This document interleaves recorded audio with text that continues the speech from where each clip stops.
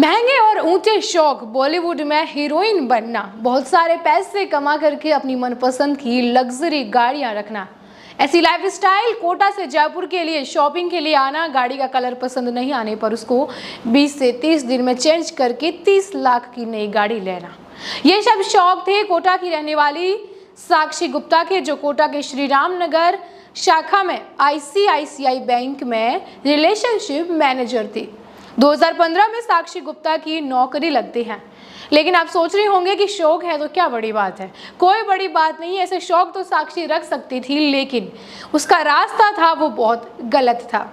पैसे कमाने का जुनून इसलिए चढ़ा क्योंकि वो बॉलीवुड में जाना चाहती थी। बैंक की सैलरी से उसका बॉलीवुड में जाना संभव नहीं हो पा रहा था। शायद वो ये भूल गई थी कि वो पैसों के बलबूते पर बॉलीवुड पर नहीं जा पाएंगी, क्योंकि वो पैसे बैंक के उन 100 से ज़्यादा ग्राहकों के थे जिन्होंने अपनी FD बनवा करके एक भरोसे पर ICICI बैंक में रख रखे थे। लेकिन साक्षी गुप्ता निकली इतनी माइंडेस्ट कि उसने अपने ही ग्राहकों से, जहां वो जिनके अकाउंट FD करवाती थी, उन्हीं FD को तोड़ने का काम शुरू कर दिया। 4,58,00,000 रुपए की राशि कोई कम बात नहीं होती है, और साक्षी वहां पर जॉब करती तो भी इतने आसान उसके लिए कमाना नहीं था, लेकिन उसने एक झटके में कमा लिया। सारे 110 से ज़्यादा ग्राहकों के 41 अकाउंट में सेंधमारी करके साक्षी ने ये सारे पैसे अपने रिलेटिव्स और अपने अकाउंट में ट्रांसफ़र कर दिए। लेकिन आप सोच रहे होंगे कि किसी के अकाउंट में से पैसे कैसे ट्रांसफ़र किए, क्योंकि वो रिलेशनशिप मैनेजर थी, अकाउंट भी वही खुलवाती थी, FD बनवाती थी, बैंक का सारा एक्सेस जो है वो उसको दिया हुआ था, क्योंकि वही हैंडल करती थी। तो उसको सब कुछ पता था कि किसी की अकाउंट के नंबर चेंज कैसे करने हैं, किसी से पैसे जो है दूसरे अकाउंट में ट्रांसफ़र कैसे करने हैं। तो ऐसे करके उसने अपने परिचितों और अपने अकाउंट में 4,58,00,000 रुपये ट्रांसफ़र कर दिए। ऐसे में एक महिला के 3,22,00,000 रुपए अचानक से अकाउंट से उड़ गए, तो वो बैंक में अपनी शिकायत लेकर के दुखी मन से आई। एक किसान रामलाल सुमन, जिनके अकाउंट से भी पैसे उड़ गए थे, तो वो भी बड़े भारी मन से बैंक के पास आके कह रहे हैं कि आपने धोखा किया है। तब जाकर के बैंक की आंखें खुलती हैं और वो चेक करते हैं, तो पता चलता है साक्षी गुप्ता ने अपने एक्सेस से सभी बैंक अकाउंट के खातों को खाली कर दिया है।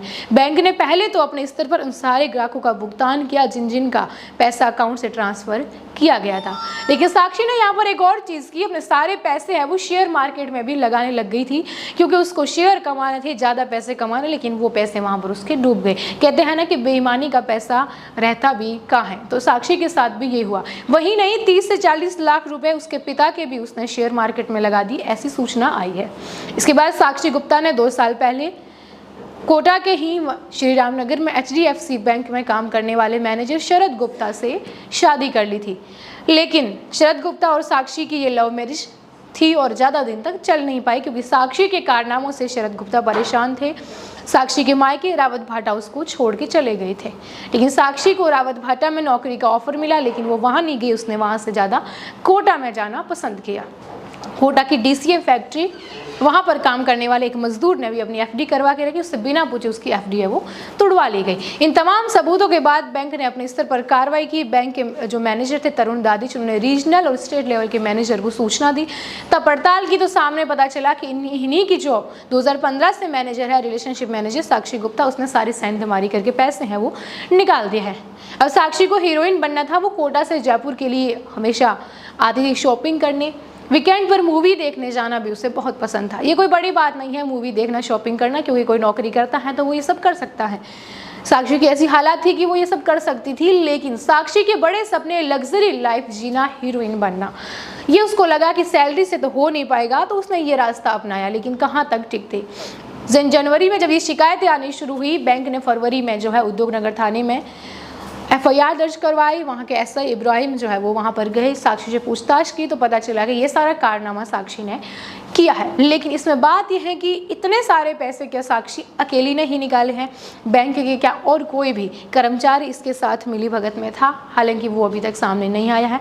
उनके पति ने भी HDFC बैंक में जाना छोड़ दिया है पत्नी के इस कारनामे के बाद। हालांकि वो दोनों काफ़ी समय से एक दूसरे के साथ नहीं रह रहे थे, क्योंकि जनवरी में जैसे ही साक्षी के कारनामे पता चलते, उनके पति शरद गुप्ता ने उनसे दूरी बना ली थी। इसके बाद सबसे बड़ी बात यह है कि साक्षी गुप्ता ने जिस तरह से 100 से ज़्यादा ग्राहकों का विश्वास तोड़ा, बैंक की साख भी गिराई क्योंकि ग्राहक अब वहाँ पर ये घटना सारी जगह फैल चुकी है। तो ICICI बैंक पर भरोसा करने से भी एक बार के लिए डरेंगे जो श्री राम नगर शाखा है उस पर। लेकिन सबसे बड़ी बात यह है कि अभी तक इस पूरे घोटाले के अंदर क्या और भी किसी का साथ है, ये तो सोचने वाली बात होगी। लेकिन ये साक्षी कितने समय से करती आ रही थी, उसको कोई डर भी नहीं था, ये भी एक बात है। यानी कि अगर आप बैंक में पैसे जमा करवाते हैं, आप सेफ मानते हैं, लेकिन कई बार ये बिल्कुल असुरक्षित होता है क्योंकि वहीं का मैनेजर इतना लालची होता है, शायद उसकी नौकरी में ईमानदारी उनके पास नहीं होती और इस तरह से पैसे हड़प लिए जाते हैं। बैंक ने अपने ग्राहकों से पहले से कह दिया कि कोई FIR बैंक के खिलाफ दर्ज नहीं करवाई जाए क्योंकि हमें जो है साक्षी को पकड़वाना है और इसीलिए उन्होंने अपने ग्राहकों के पैसे लौटा दिए। ऐसी सूचना भी जो है ICICI बैंक से आई है सामने। क्या कुछ कहना है आपका इस पूरी घटना को लेकर के? कभी आप भी इस तरह से फंसे हैं तो आप जाकर के तुरंत सूचित करें क्योंकि आपके साथ भी कोई ऐसा घोटाला कभी भी हो सकता है, नियत में खोट किसी के भी आ सकती है। मैं ममता आप सभी के साथ जुड़े रहिए द खटक से। शुक्रिया।